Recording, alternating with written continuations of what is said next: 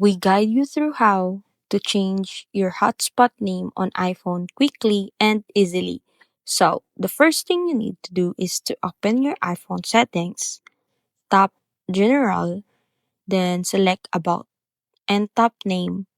This is the name that appears when others search for your personal hotspot.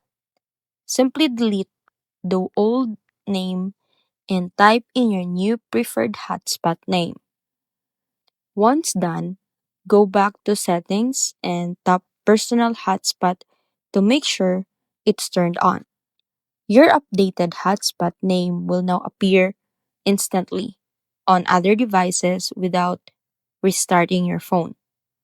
If the new name doesn't show right away, just toggle Personal Hotspot off and on. This works on all iPhone models and iOS versions. And that's it. You've successfully changed your iPhone hotspot name under a minute.